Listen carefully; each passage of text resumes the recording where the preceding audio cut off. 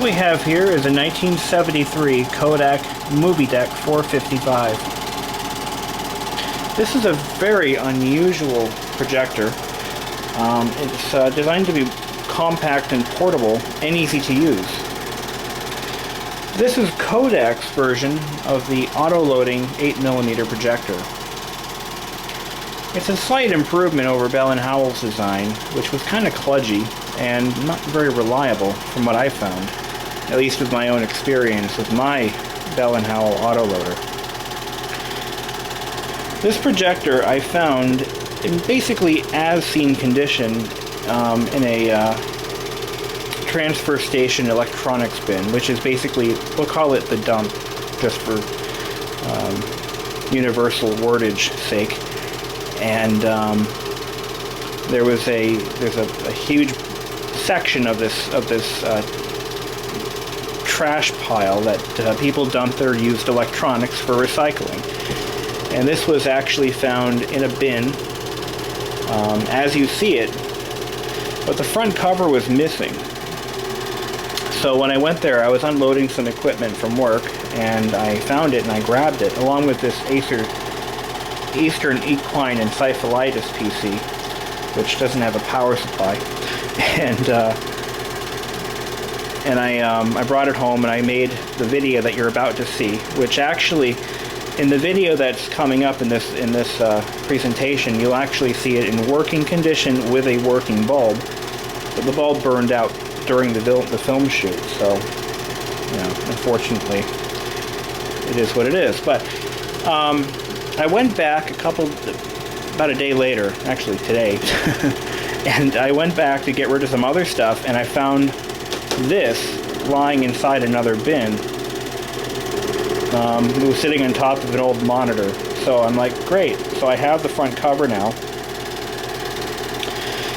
Right now I'm just running a film through it just to make sure it doesn't skip a beat before I start ordering a bulb for it. I have done nothing to it, no repairs. I just cleaned it up a little bit and installed the front door, which comes off to give you access to the light bulb housing. But you have to open up this viewfinder to get to it. Now, here's where the bulb goes. It's a 30 volt, 50 watt bulb, and it is burned up. I did mention this was a dual mode. It does 8mm and Super 8. Maybe I didn't mention that at all. When it's in Super 8 mode, this lens right here is raised up in front of the shutter assembly, which I'll show you here. And it changes the focusing properties. I don't have any Super 8 films to test, but I'm running through right now is an old regular 8mm film. And as you can clearly see this thing runs pretty damn well. There's nothing wrong with it at all. Pretty good find.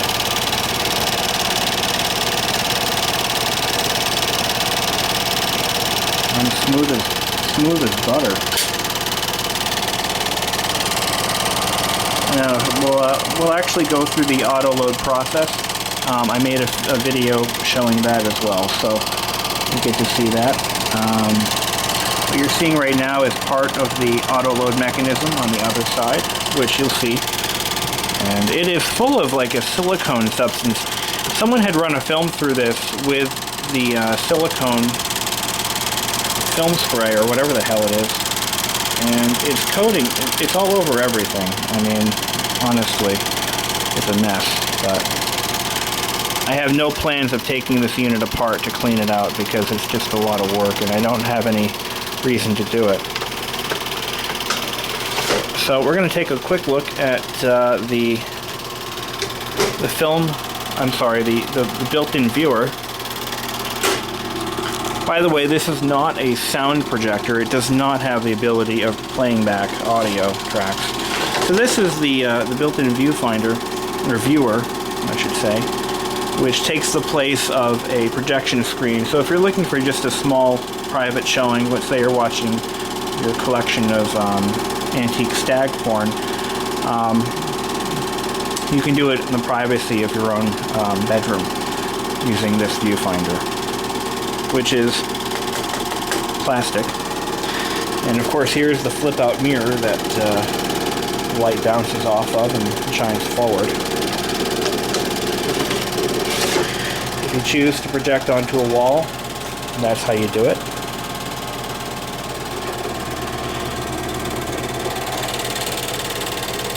I'm really surprised that I found one of these in such great condition. It is missing the rear door though. That is a shame, but that's okay. It's just for the power cord. I mean, this is more of a projector that I'll use for filming or for viewing films. I'm gonna try to build up a collection of 8mm films because they're so cool. And this is the one I'm going to use. It is an autoloader, so it's pretty hard on film. So if you're running any delicate or fragile films, this is not the one to use, I don't believe. Because it is hard on the film, just in the loading process alone. But it's running really smoothly, I'm impressed. No unusual noises or anything like that. Runs on 2 speeds, 18, I think it's frames per second, or 6.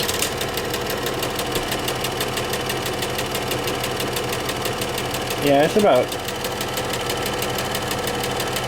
that's exactly 6 frames per second.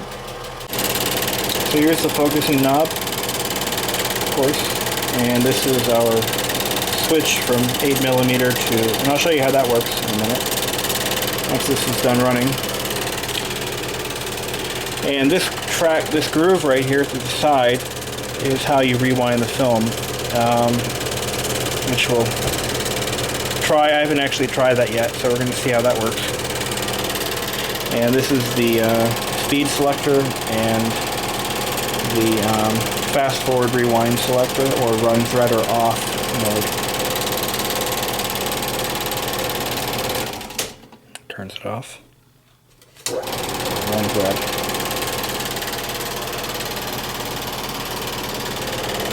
Operating instructions. Oh wow, so there would have been some instructions printed on the inside of this door, but those are gone. So, unfortunately. Yep. Almost done.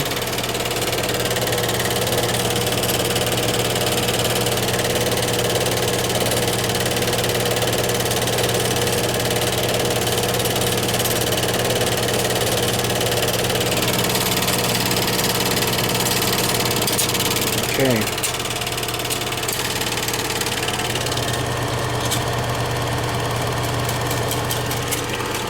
Okay, we're going to stop this.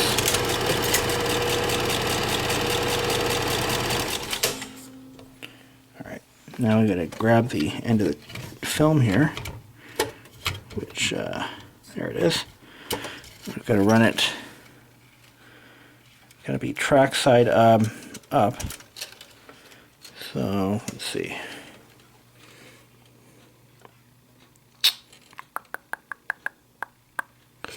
Yeah, that's how it's done. And this right here, this is kind of hard on the film all in itself because, for obvious reasons, well, because it's in contact with the film at all times, which could be dangerous, especially for older films. I'll have to take a look at this for a second. I don't know why I'm having a hard time with this. It's not that difficult. Oh, here we go. I knew something didn't seem right. That's it. I gotta find the groove. There she is. Okay. Start it by hand. Okay, now we're going to put it in rewind mode. There we go. Now it's going to rewind my film for me.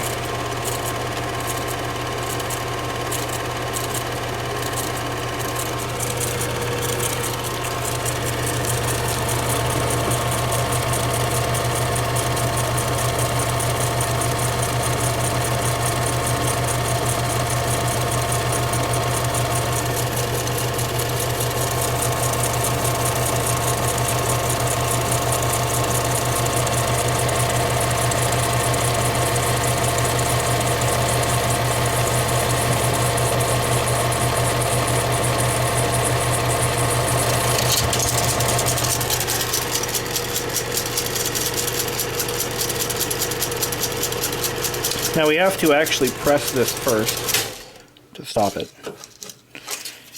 And then we can change modes to on thread or off.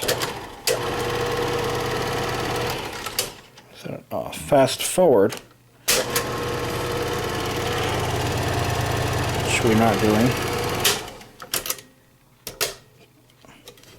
That mechanism could probably use some lubrication. It doesn't feel right to me. So I did say this was convertible from an 8mm to a Super 8. It's done so by flicking this lever, which raises the hub to the Super 8 size, and by moving this lever from regular 8 to Super 8. So I'm going to show you what that lever does. We're going to open this up so we can see what's going on. Alright, so we're going to now convert it to a Super 8. Wait a minute. Oh, that's all it does. It just changes the frame. I thought it... Oh, you know what? I just thought of something. That lens right there has to be movable somehow, right? So... Oh, wait a minute. Oh, I think I got it. Alright, so that lens must be linked to this. No? Maybe not. You can see it definitely moves up and down. Oh, here we go. That's why. When it's in still mode, oh, I see what it does. When it's in still mode, it filters out the light. When it's in run mode, it drops down. Okay, I was wrong about that. Got it. Okay. Now it all makes sense. Okie doke. Well, that's it. When I get a new bulb for this thing, we'll... So this is a universal type spool, so if you're loading a regular 8mm, this has to be in the down position, but for the Super 8, in the up position. So we're going to put it in the down position. It also says, place reel with film perforations up, so it's going to go on like this. Unfortunately, oh, there it goes. So, alright, now how does this work? Let's see, it looks like, but this has an up arrow. See, I'm a little confused about how this is supposed to function. I could go on the internet, I mean that would make more sense, and actually find some loading instructions. But, what would be the fun in that, right? Let's try to figure this out. May ruin it in the process. But anyway, let's try not to. So this film has to be loaded into this little... This is the tensioner. And the film is loaded this way. Oh wow, it really is an autoloader. No way. Okay, so this has to be set to Super, here we go, like an interlock there, regular 8. There's our focusing knob. Turn this thing on. Bulb works. Alright, let me put the camera on the tripod and we're gonna, this is gonna be a two-handed operation, I imagine. So I'm gonna try to zoom this in a little bit so you can see what I'm doing. Alright, here we go. So, film is coming around this way. Okay. And it's where it belongs. And we're going to turn this on to run thread.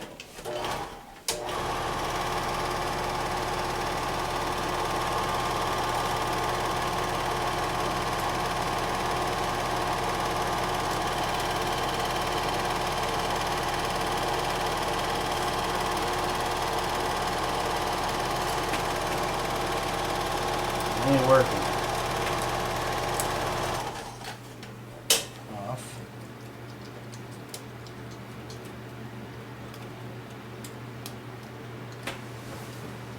I'm going to bring the camera down so you can see where the lens is and where the film passes by. and where it's getting stuck. Let's turn this thing back on to run thread. So there we go. Shutter is working okay. And then the film is supposed to go.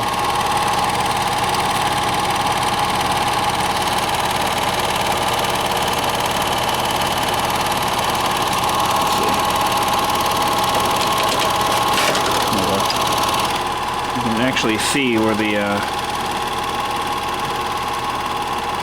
let's see how that works. This isn't really lined up right, but we'll get there.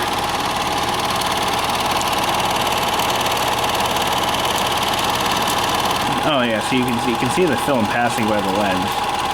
There it is. But I bet you the mechanism is just so gunked up from age that it's not going to grab it.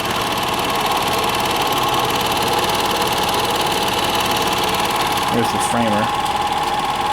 Regular 8, Super 8. Anyway. But it's not, the film won't go through. It's so gunked up with crap.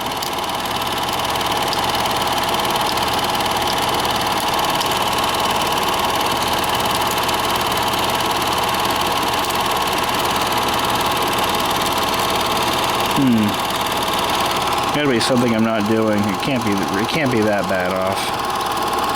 I suppose. Could be. Alright, well, what am I missing? What am I doing wrong here?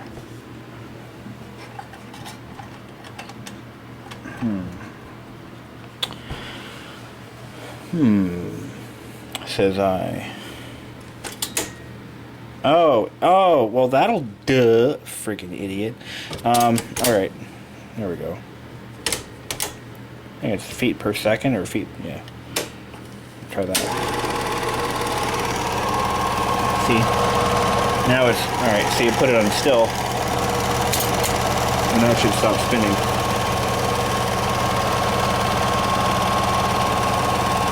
So I thought.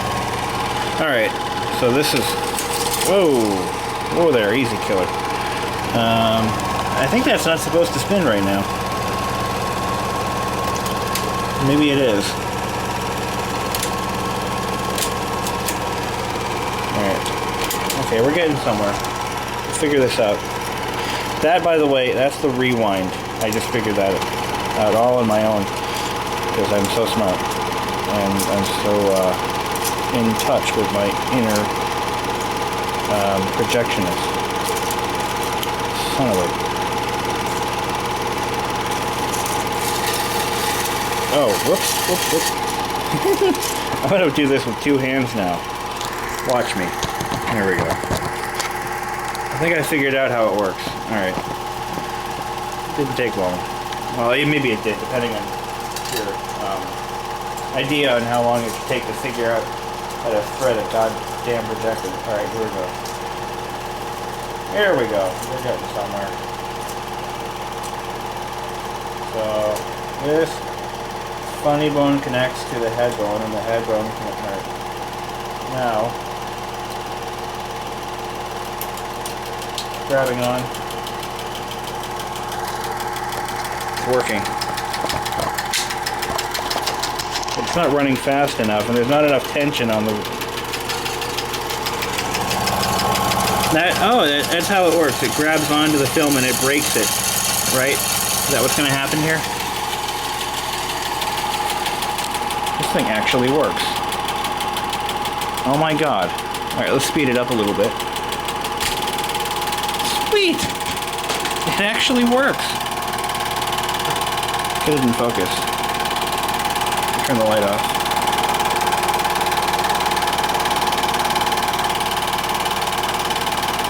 I don't believe it. It works perfectly. It's not framed right, but it's okay. No, now it is. Now, if I were to close this, it would project on the wall.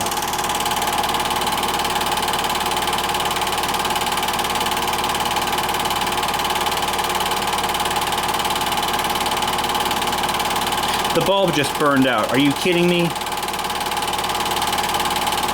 Oh. Really, dude?